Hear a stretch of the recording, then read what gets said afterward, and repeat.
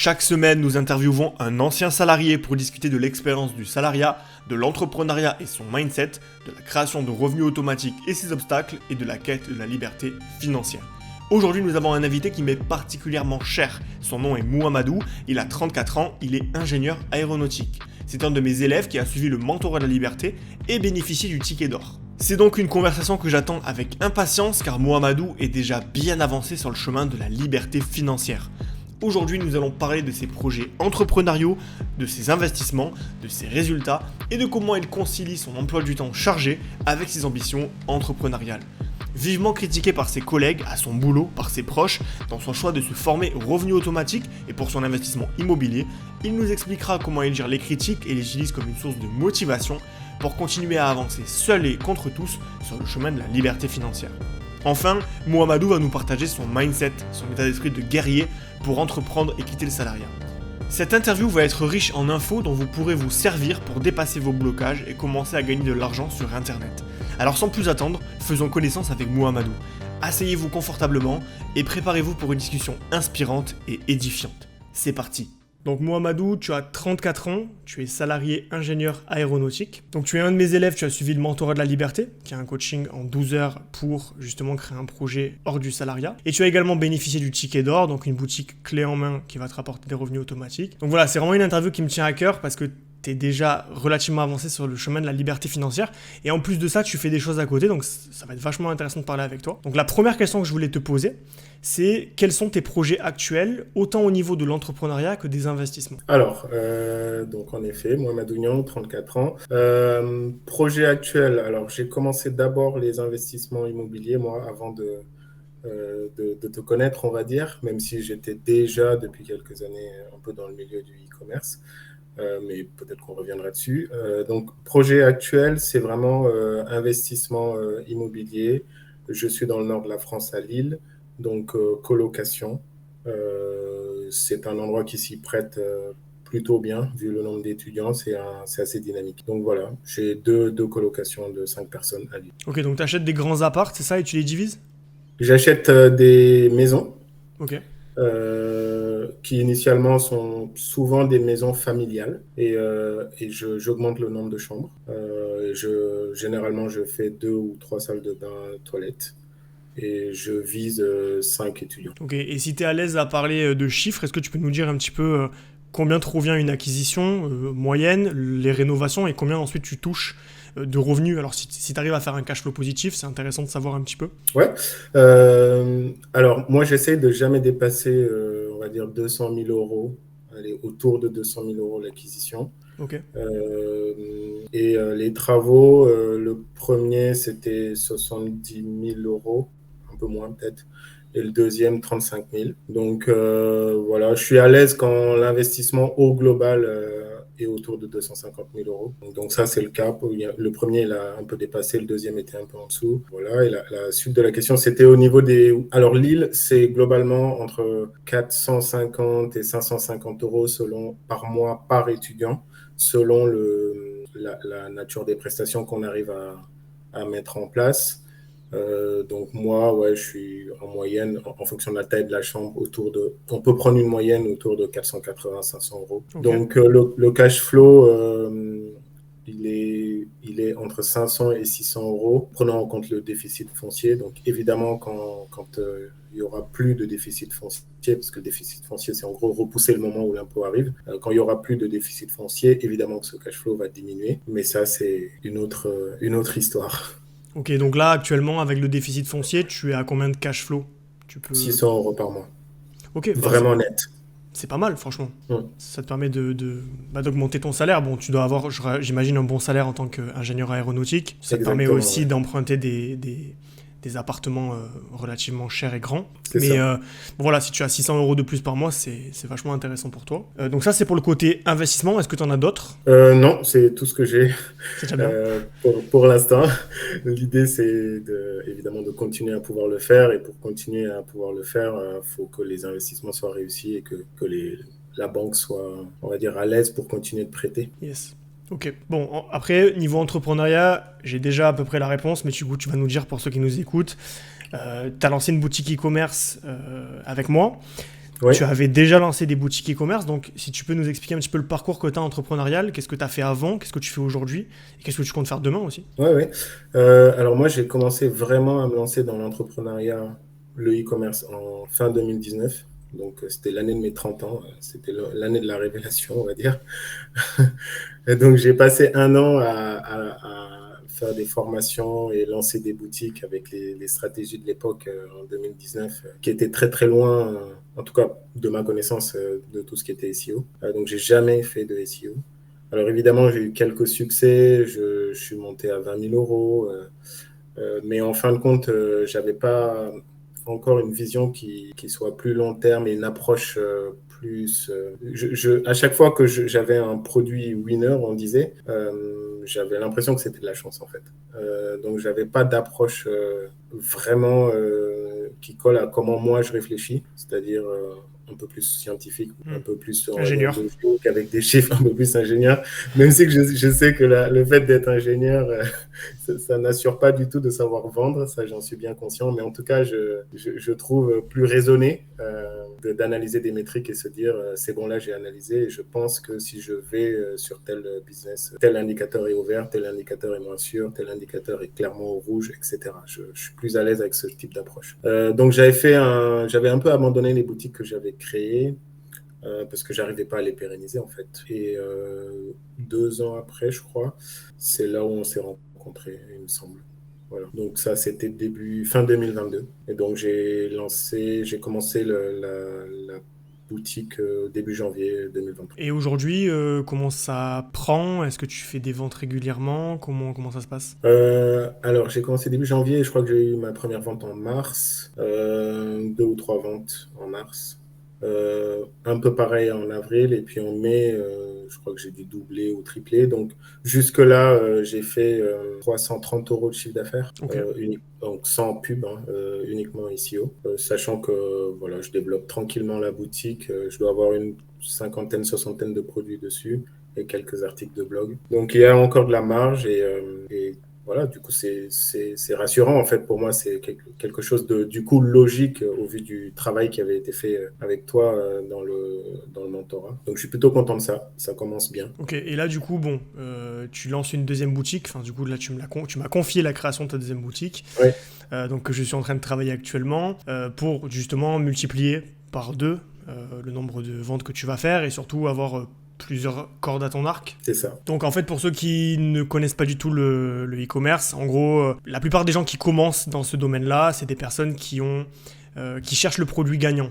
Ils vont aller sur AliExpress, ils vont chercher le produit un petit peu gadget à la mode et ils vont essayer de faire des ventes dessus. Alors parfois ça marche et on peut faire des grosses sommes, vers 20-30 000 euros en quelques jours ou semaines, mais la plupart du temps ça marche pas. Et quand ça marche, c'est vraiment éphémère parce qu'on est sur une mode.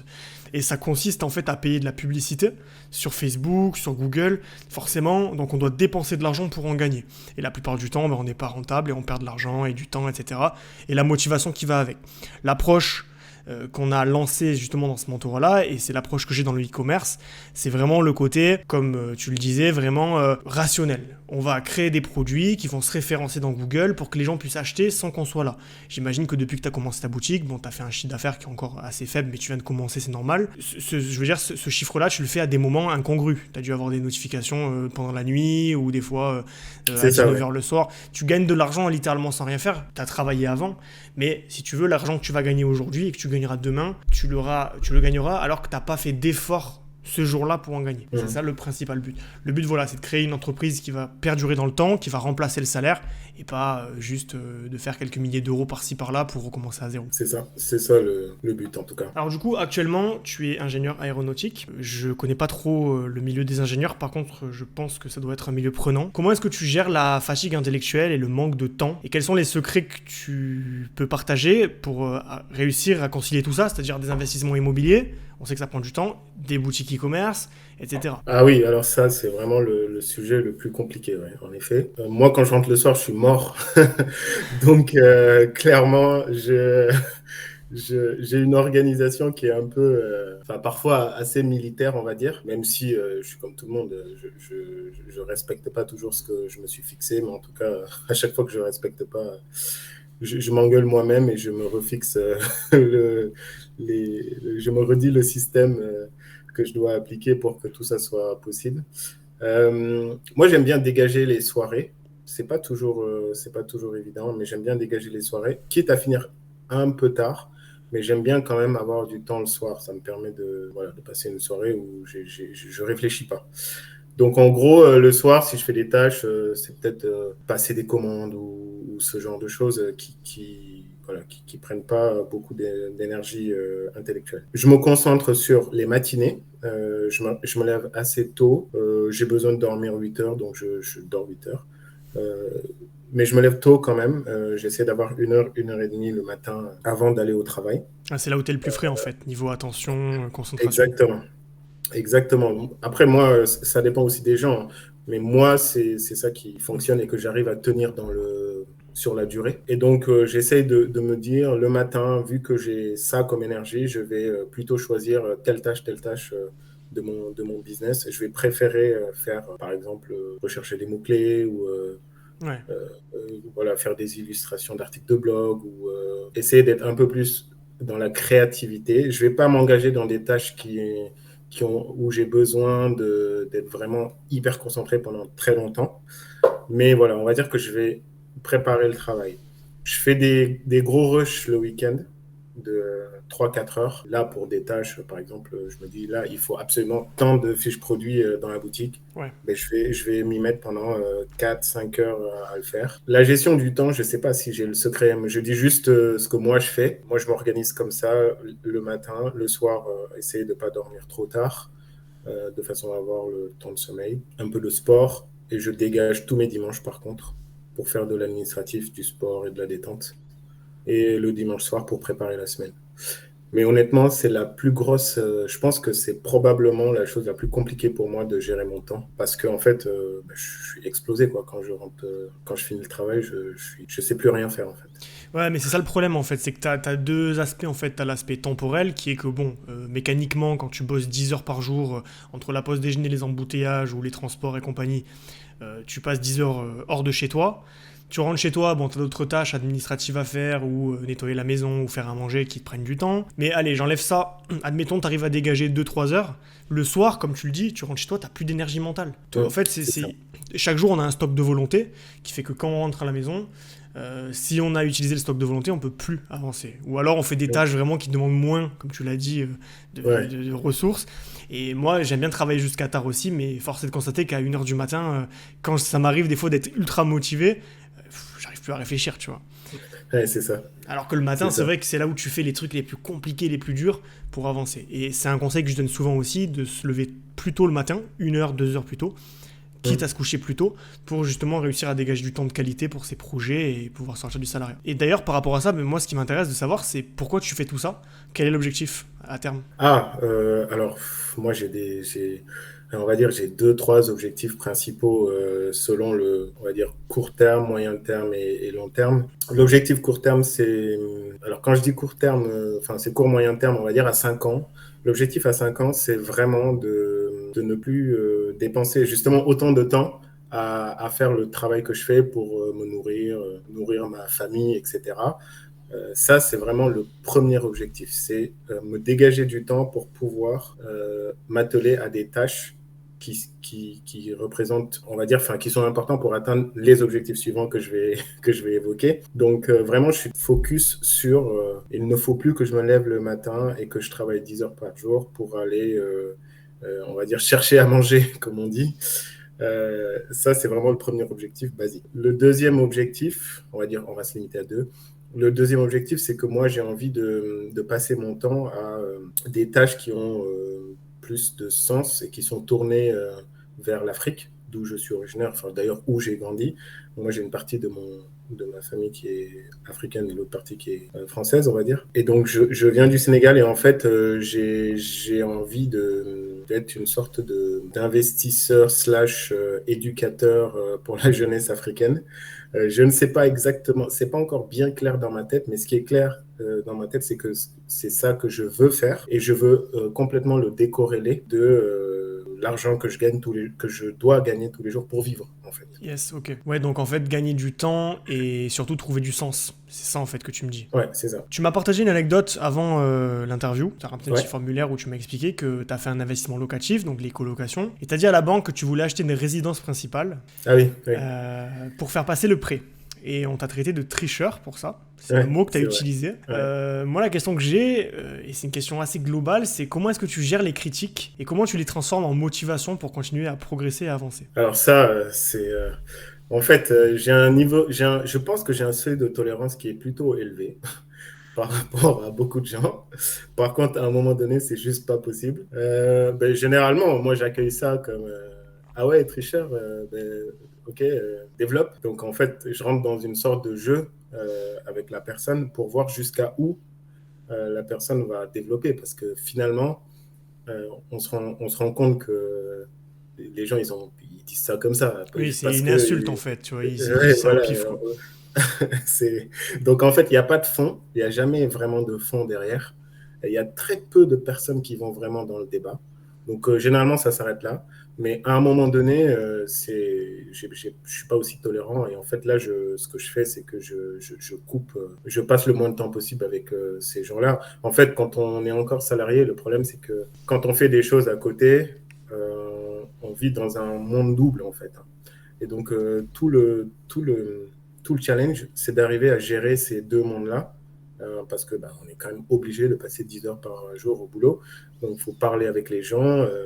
Enfin, moi, je suis plutôt sociable, donc j'aime bien passer du temps avec les gens. Je suis chef de projet en plus, donc il y a Ah beaucoup de bah oui. relationnel dans mon métier. Par contre, à un moment donné, je me dis, bon, ben voilà, là, les 2 heures de pause midi, faut pas que je reste. Enfin, d'ailleurs, s'il y a 2 heures, mais si j'ai 2 heures, il faut vraiment que je parte, que je passe le moins de temps possible.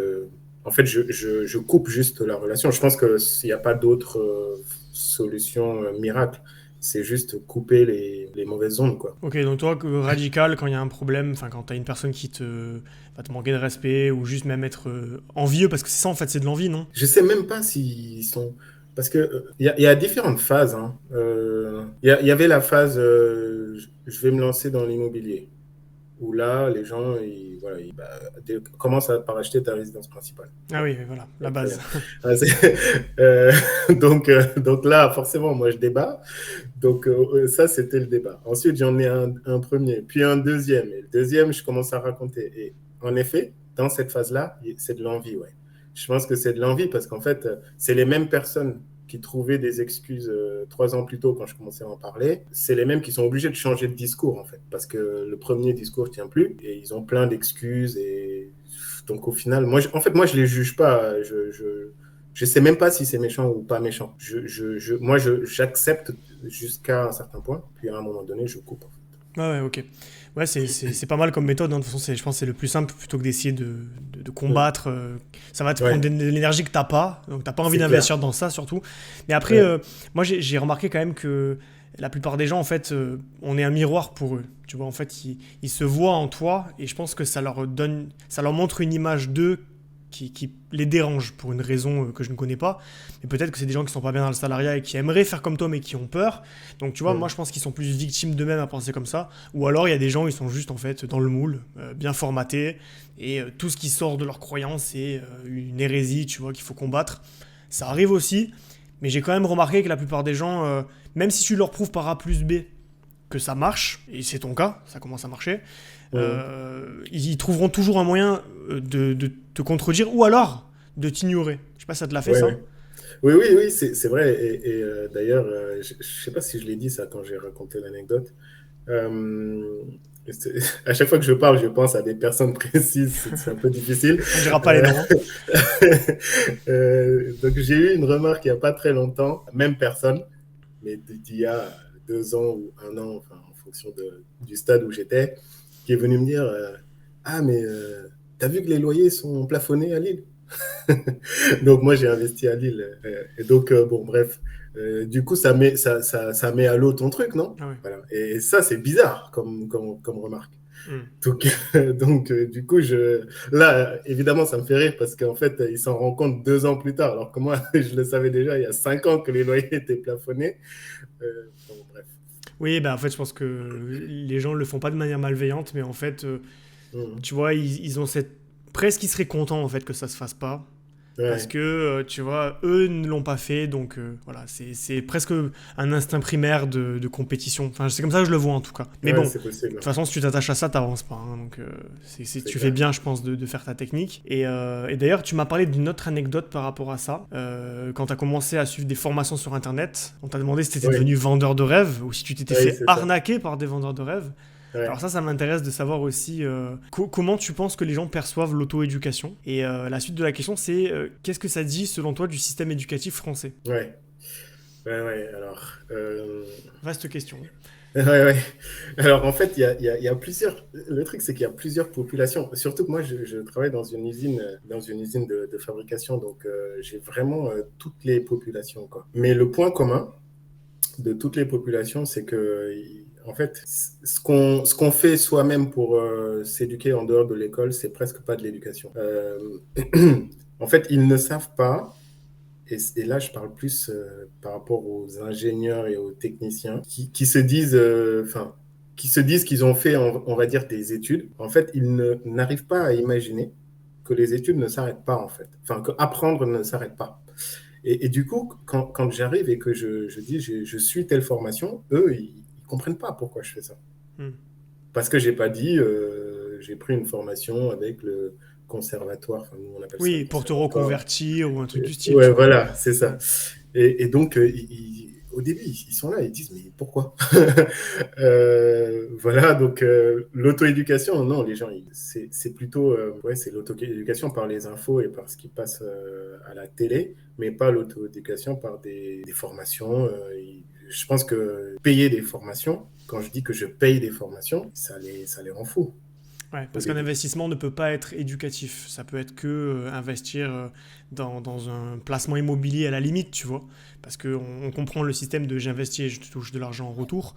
Mais c'est vrai, quoique, des fois ils comprennent pas les gens, mais là, le truc, c'est vraiment le côté attends, tu vas investir de la connaissance, ça sert à rien, Mm. tu vois. Ouais, c'est ça, c'est ça. Et c'est pareil, le CPF, les gens, ils ont beaucoup d'argent dans leur CPF, hein. Hmm. Donc, moi, souvent, je rigole et je leur dis, mais vous savez, les gars, moi, je veux bien vous les prendre. Et à chaque fois, on a cette discussion. Moi, je leur dis, moi, j'ai plus rien. Eux, ils savent pas quoi faire de leur CPF. Et une fois, on m'a dit, ouais, mais si c'est pour le mettre dans tes formations sur YouTube, là, ça sert à rien ton truc. Bon, après, pour leur défense, le CPF en France est quand même assez mal fait. Il y a beaucoup de formations fantômes, tu sais, qui prennent énormément d'argent Ouais. pour rien. Et il y a beaucoup de formations de mauvaise qualité aussi. Hein. Il suffit de voir ce qui est proposé dans le catalogue. Des fois, 4 heures Mm. d'anglais, c'est 2 000 euros, tu vois. Maintenant, j'aimerais parler d'un sujet un petit peu plus donc autour du salariat. Tu m'as dit arriver et partir au boulot pile à l'heure tous les jours, voire même des fois un petit peu en retard, ce qui est normal hein, d'arriver à l'heure et de partir à l'heure. Mais du coup, ça l'est pas vraiment. Parce que moi aussi, à une époque, je faisais ça en tant que chef de projet comme toi. Et je me Mm. rappelle que je m'étais fait convoquer par mon patron qui m'avait dit écoute, Johan, tu donnes de mauvaises images à tes alternants, stagiaires et compagnie, parce que tu devrais montrer l'exemple en restant plus longtemps. Donc en France, il y a un vrai problème, c'est le présentéisme. Ça consiste à Mm. rester le plus longtemps possible. Qu'est-ce que tu penses de ça et comment toi tu te protèges de ce phénomène? Alors en fait, moi j'ai pas, j'ai déjà eu ce genre de remarques, mais c'est pas, enfin d'abord je vais dire ce que je voulais dire avant parce que je mélange deux idées là. En fait, quand je dis j'arrive à l'heure et je repars à l'heure, c'est des heures que je me suis fixé moi-même. En fait, j'ai pas de contraintes horaires. D'accord. Je pas, voilà, c'est vraiment j'allais dire de la courtoisie, mais T'as un c'est volume quand même à vraiment. faire. Par contre, j'ai un nombre. Alors moi, j'ai un nombre de jours à faire dans l'année. Mais si je fais une journée de, je vais exagérer exprès, je fais jamais de journée de 4 heures. Mais si je fais une journée de 4 heures ou une journée de 15 heures, c'est pareil. Je suis censé m'autoréguler dans le système dans lequel nous on est. Je pointe pas. Parfois, je peux rester hyper tard si je veux, etc. Mais il y a quand même ce qu'on appelle, enfin, ce que j'appelle moi des barrières psychologiques, des barrières horaires psychologiques. C'est-à-dire, arriver après 9 heures, ça marche pas trop dans une usine de production.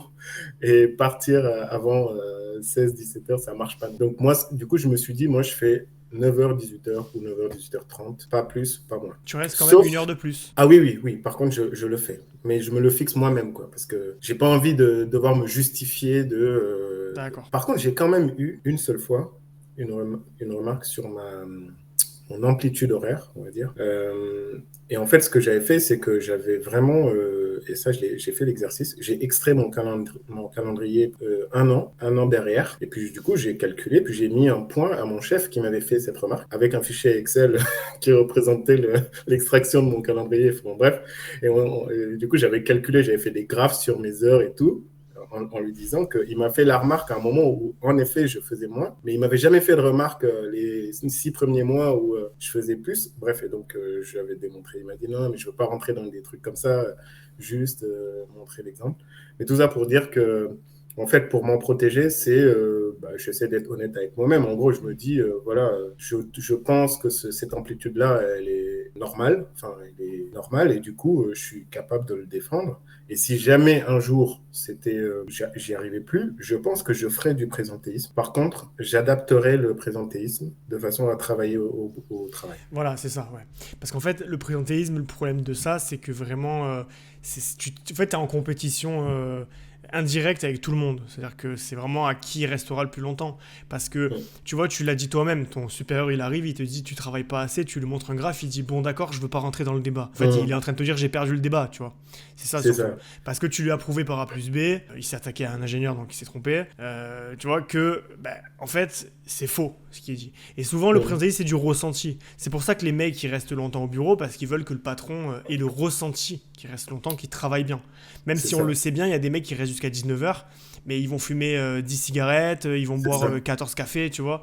Les mecs, ils sont pas du tout productifs, alors que toi, tu vas être dans ton truc, tu vas C'est faire ça. beaucoup plus qu'eux. Donc c'est ça aussi le problème du présentéisme, selon moi. Mais du coup, effectivement, je pense que ta méthode est bonne, en fait, c'est vraiment d'être carré et surtout de prendre des notes, de noter ce que tu fais, les heures que tu fais, pour garder une trace, en fait, de tout ça. Ah, c'est clair. Ensuite, justement, on va faire la transition avec tout ce qui est promotion. Parce que du coup, voilà, le présentéisme, les gens le font pour être promus, pour gagner plus d'argent, pour que les patrons, les bons collimateurs, on va dire.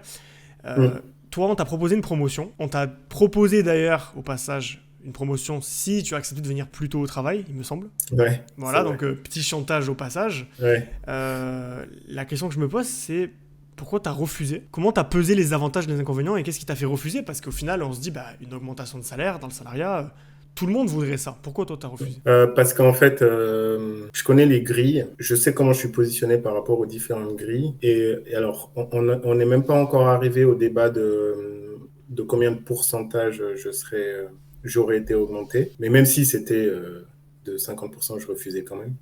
Oui. Parce qu'en fait, le poste en question, c'est un poste qui impliquait, en chef de projet chez nous, enfin là où je travaille, c'est du management fonctionnel, enfin du management transversal. Je sais pas si c'est comme ça que ça s'appelle, mais c'est une organisation matricielle. Donc je suis pas chef hiérarchique, je suis chef fonctionnel. Donc j'ai pas l'administratif du hiérarchique. J'ai pas toutes ces choses-là. Et en fait là, c'était grosse équipe hiérarchique. Et en fait, j'ai juste pesé le pour et le contre en termes de temps à passer dessus et énergie à déployer. Que en fait, c'est contre les objectifs dont on a parlé depuis, Ouais. enfin, au début de l'interview. Même si le salaire est doublé, en fait, c'est juste contre l'objectif. Ouais, c'est plus s'emprisonner en fait à partir de ce moment-là. C'est ça. C'est ça. En effet, c'est ça. Et en plus, c'est un poste qui est généralement, on l'a autour de 30, 38, 40, parce que c'est très, chez nous, c'est très paternaliste, très âge, etc. Après, ça correspond aussi, vu la vie qu'ont ces gens-là, qui sont vraiment dans le système, ils vivent que pour leur boulot, voilà, quand ils rentrent chez eux le soir, ils font rien d'autre. Donc, il y a beaucoup trop d'éléments, en fait, qui faisaient que c'était pas dans le bon sens pour moi. Question plus philosophique maintenant, comment est-ce que l'entrepreneuriat a influencé ta façon de penser et de travailler par rapport au salariat? Qu'est-ce que ça change concrètement d'être entrepreneur? Quel est le mindset derrière ça? Explique-moi un petit peu ton idée sur tout ça. Alors en fait, je trouve que ça fait évoluer la manière d'attaquer les problèmes. Moi, j'étais quand même déjà autonome, mais j'avais quand même encore une tendance à dire, ah ben ça c'est difficile, je vais aller demander à mon chef. Donc l'entrepreneuriat, en fait, ça n'existe pas. Déjà, je vais au plus vite, donc je vais pas chercher. Moi, parfois, je suis un peu analytique. J'essaye de réfléchir. Et en fait, l'entrepreneuriat, ça pousse à se dire, fais juste l'action et après on verra. Et je pense que d'un point de vue, tu disais, purement philosophique, c'est ça qui a évolué chez moi, c'est de dire, fais et après on verra. Réfléchis un peu quand même, mais réfléchis pas pendant 10 ans, fais et on verra. Et en fait, ça change radicalement pas mal de choses. Il y a aussi une notion de priorisation. En fait, moi, depuis que je suis dans l'entrepreneuriat, je me dis, bah, de toute façon, c'est soit je priorise, soit je suis mort, parce que je n'ai pas le temps de tout faire. Donc, il y a une notion de priorisation que j'applique aussi au travail. Et en fait, je m'en rends compte, enfin, la loi de Pareto, elle existe vraiment, quoi. Ah oui. Elle marche vraiment, en fait. Avant, je ne me disais pas ça. Mais ça marche vraiment. On peut vraiment se dire, c'est quoi l'action qui fera que ton projet va bien se passer, même au travail. L'action la plus importante aujourd'hui. Maintenant, je réfléchis vraiment comme ça. Avant, je réfléchissais pas. Ouais, en fait, la loi de Pareto, elle existe autant pour le travail que pour les résultats. C'est-à-dire que même ta boutique e-commerce, tu as dû le remarquer, il y a 20% de tes produits qui font 80% de ton revenu, et tu verras que ça va s'accentuer. Il y a des produits que tu vendras jamais ou très peu, et d'autres que tu vas vendre tout le temps. Donc ça, c'est valable dans tous les domaines de la vie. Et il y a un autre concept, je ne me rappelle plus le nom malheureusement, peut-être que tu l'auras, c'est en fait, tu adaptes le travail par rapport au temps dont tu disposes. Ouais. Voilà, c'est-à-dire que si par exemple je te dis bon ben j'ai une semaine pour créer ma boutique e-commerce, tu mettras une semaine pour la créer. Tu le feras peut-être un peu mieux que si tu n'avais qu'un jour, mais si tu as un jour pour le faire, tu vas aller beaucoup plus vite et tu vas vraiment te concentrer sur l'essentiel, sur l'urgence. Donc effectivement, quand tu es salarié, t'as pas le loisir de dire ben moi je vais faire tous les petits détails, le petit logo, tu vois. Les 3 libertés, j'ai toujours pas de logo. Ça fait 3 ans que je me suis lancé et j'aime bien cet exemple. Des fois j'ai envie de faire un logo, des fois je me dis bah non en fait, parce que c'est presque une fierté, tu vois, c'est devenu une fierté de me dire bah non en fait je prouve qu'en fait le logo c'est inutile. Aujourd'hui ce qui est important c'est la vidéo YouTube, c'est le mail, c'est la création de formation, c'est ce qui va te rapporter de l'argent au final si tu veux gagner ta vie. Ouais, c'est marrant, c'est vrai que j'ai même pas remarqué qu'il n'y avait pas de logo sur les 3 libertés, c'est J'ai vrai. aucun logo. Des fois, ça me manque un peu. Je me dis, bon, je vais m'en faire un, allez, arrête. Mais je me dis, non, allez, je reste comme ça. Voilà. Mais ça montre justement que il faut faire justement ce qui te rapporte de l'argent. Et il y a plein de gens qui veulent se lancer, mais qui sont perdus dans des considérations d'études de marché, des trucs, des machins. Au lieu de faire une étude de marché, juste lance-toi, essaye. Et quand tu te seras foiré une première fois, la deuxième fois, t'inquiète pas, ton étude de marché, tu l'auras dans la tête. Parce que tu auras compris des choses. C'est ça. Donc je suis d'accord, en fait, il faut vraiment se lancer, moins réfléchir, plus passer à l'action. Et c'est un peu le problème qu'on a quand on passe de salarié où on est guidé par des gens tout le temps. Ils nous disent quoi faire, comment le faire, quand le faire, où le faire. Voilà. Et après, tu te retrouves seul et tu dois tout faire tout seul. Et c'est vrai que ça peut être un gap pour la plupart des gens. Est-ce que toi, tu étais de base mindset entrepreneuriat ou est-ce que tu l'as développé? Est-ce que tu avais toujours ce truc-là de créer, de curiosité, d'être bidouilleur? Ou vraiment tu l'as développé aussi? Non, moi j'ai jamais été bidouilleur. Par contre, enfin moi en fait j'ai toujours été un bon élève finalement, parce que c'est ce qu'on m'a toujours expliqué. Par contre, j'ai toujours été autonome, c'est-à-dire que j'ai quasiment jamais eu besoin, en tout cas depuis que je travaille, j'ai pas trop eu besoin d'être guidé en fait. Et plus j'avançais, plus je me disais, mais en fait, c'est vrai que j'avais eu des exemples autour de moi entrepreneuriaux, mais ça me disait pas grand-chose, parce que en fait, on m'expliquait que c'était pas la sécurité. J'avais quand même grandi dans un environnement où il y a eu des entrepreneurs, alors des entrepreneurs qui n'ont pas réussi ou qui ont craché des entreprises et des choses comme ça, dont faisait partie mon père d'ailleurs.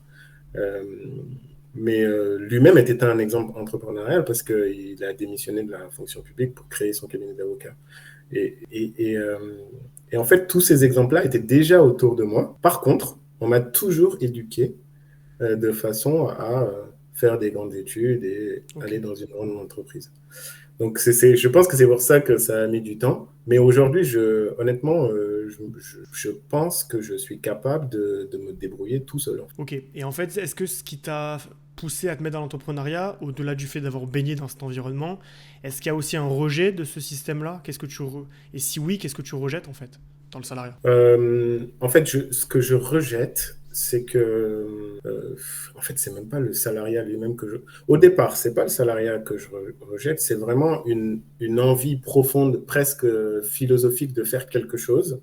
Et en fait, j'en suis empêché par le fait qu'il faut que j'aille gagner de l'argent pour vivre. Donc moi, ça part de là. Mais en effet, si je dois pousser la réflexion sur le salariat, sur l'école, je trouve en fait qu'il y a un lien qui est direct entre le salariat et l'école. Donc en fait, moi, je fais toujours la même réponse pour les deux, parce que je pense que les deux sont complètement liés et que l'école a été créée à un moment où il fallait fabriquer des gens en masse pour aller bosser dans des entreprises. Révolution D'ailleurs, industrielle, hein. ouais, voilà, c'est ça. D'ailleurs, je sais pas, c'est toi qui disais ça. Où est-ce que j'avais lu ça? Et en fait, je m'étais jamais fait la remarque sur les cloches pour les récrés là, à l'école pour dire c'est la récréation, tout le monde sort et ça ressonne et c'est la récréation, enfin c'est fini, tout le monde rentre.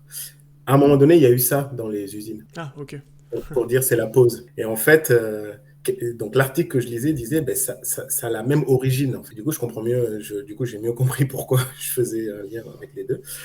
Bref, donc là, je m'égare. Mais en gros, mon avis sur la question, c'est que dans le salariat, on ne laisse pas exprimer la créativité de chacun. Chacun ne peut pas prendre sa place. Du coup, il y a certaines personnes qui vont s'y retrouver et qui vont complètement prendre leur place, mais la grande majorité, pour moi, ne prendra jamais sa place parce qu'elle ne réussira jamais à laisser parler sa créativité, parce qu'elle est vraiment dans une sorte de case et il faut qu'il fasse marcher le système qui a un autre objectif que lui, son objectif, ses propres objectifs. Donc ça ne peut pas marcher en fait. Et pour faire le lien avec l'école, bah, l'école, c'est juste trop dépassé quoi maintenant pour moi. On est complètement décorrélé. Il y a encore allez, on va dire les écoles d'ingénieurs, même pas, écoles d'ingénieurs, écoles de commerce, certaines DUT, etc., qui arrivent quand même à s'aligner un peu, mais je trouve que même avec ces écoles-là, on est complètement à côté de la plaque. Ouais. Pour moi, c'est une catastrophe. Ah oui, non, mais clairement, franchement, déjà, comme tu dis, bah, c'est un système qui a été créé pour trouver des employés à un moment donné où on en avait besoin, et c'était Ouais, très bien à cette époque-là, mais ça n'a jamais évolué. En fait, c'est ça. l'école ne permet pas de prendre sa place. Comme tu le dis, moi j'aime bien l'image, tu sais, qui est très connue de l'éléphant, le poisson et le singe face à un arbre, et t'as un professeur qui dit, allez, maintenant vous grimpez à l'arbre. Donc le Ouais, poisson et l'éléphant, bon, bah, ils vont avoir du mal, et alors le singe, il va réussir super bien. Mais aujourd'hui, le problème, c'est que l'école ne forme qu'un type d'humain, le bon salarié, et les autres, ils les ignorent complètement. Et ça va même plus loin que ça, je sais pas si tu partages cette opinion, mais en gros, pour moi, il y a une forme d'élitisme en plus en France, qui consiste à dire que si tu loupes ta vie, tu fais un CAP, tu vois. c'est Et, ça. et aujourd'hui, on manque de plombiers, de menuisiers, de toutes les professions où on a besoin de mains pour faire des choses, alors qu'il y en a plein qui s'épanouiraient à fond en tant que mécano ou en tant que n'importe quelle autre profession, plutôt que de devenir assistant marketing et faire un burn-out à 25 ans. Parce que C'est ça. aujourd'hui, tout le monde va en lettres, tout le monde va en droit, des choix honorables, hein, mais par défaut, pour certains, pour beaucoup même. Ouais. Donc oui, le système, clairement, il est dépassé et il faut le réformer en profondeur, quoi, parce que là, on va au casse-pipe, tu vois. Enfin, moi, je vais avoir de plus en plus de gens qui vont venir me voir avec des problématiques liées au salariat, c'est sûr. Non, mais c'est clair, hein, c'est horrible. Et puis en plus, il y a une date de péremption. Hein. Moi, ma compagne, elle est dans les ressources humaines et autour de 45, entre 45 et 40 et 55 ans, quand il se passe quelque chose qui n'était pas vraiment prévu, exemple, on s'embrouille avec son patron ou je sais pas quoi, enfin, les indicateurs ne sont plus les mêmes à cet âge-là pour la réinsertion professionnelle, quand bien même on avait un gros poste avant. Mm. Et donc ces gens-là finissent en fait chez elle et du coup elle a on va dire une vision du marché qui est assez vraie et je pense que tout ça est lié en fait. Donc faut faire attention quoi. Ouais, plus notre génération aussi qui a changé un petit peu de philosophie par rapport au travail. J'ai l'impression que nos parents, ils étaient prêts à se tuer à la tâche parce qu'il y avait Ouais, encore un ascenseur social qui fonctionnait à peu près. On pouvait passer de, je sais pas, commercial à PDG avec 40 ans de carrière. Aujourd'hui, tous les 2 ans, on change de boîte pour être payé un peu plus. Les patrons, ils se débarrassent de nous comme ça. D'un autre côté, t'as des gens qui veulent plus travailler. Il y a les patrons qui disent je trouve personne, mais ils offrent pas des conditions satisfaisantes. Il y a un petit peu un clash, si tu veux, entre les ouais, c'est entreprises et ça. les salariés, parce qu'ils comprennent pas qu'aujourd'hui, ce qu'on veut, c'est la qualité de vie avant d'avoir autre chose, quoi. Et dernière question, quel conseil tu donnerais à quelqu'un qui veut suivre un chemin similaire à toi, qui est salarié, qui ne se sent pas à sa place et qui veut changer, mais qui craint le jugement justement ou la résistance de son entourage? Quel est selon toi le mindset à avoir pour réussir? Faut vraiment, en fait, déjà, faut le décider. C'est vraiment, c'est pas, je cherche comment faire. C'est déjà, je décide de le faire. Et c'est vraiment c'est complètement différent ça en fait, hein, finalement. C'est pas, je vais aller là parce que c'est plus facile, ça prendra moins de temps. C'est vraiment, on pose la base, on décide de le faire. Une fois qu'on a posé, qu'on décide de le faire, moi je dirais le premier truc, c'est mettre en place le système qui va bien pour dégager du temps pour faire. Parce qu'en fait, il faut faire des actions et il n'y a pas de secret en fait, hein. Donc, il faut faire des actions et pour ça, il faut dégager du temps. Et pour dégager du temps, il faut réfléchir à où est-ce qu'on en perd, où est-ce qu'on pourrait en gagner. Par exemple, la télé. Moi, j'ai pas de. Enfin, ça a été abandonné depuis 4 ans maintenant, la télé. Ou d'autres. La voiture, voilà. Par exemple, moi, je prends plus ma voiture pour aller au travail. Parce que je sais que je peux gagner. D'ailleurs, je prends plus ma voiture et j'ai adapté mon trajet pour faire un trajet un peu plus long, mais qui me permet d'avoir une place assise de 30 minutes dans le dernier bus. Enfin bon, bref.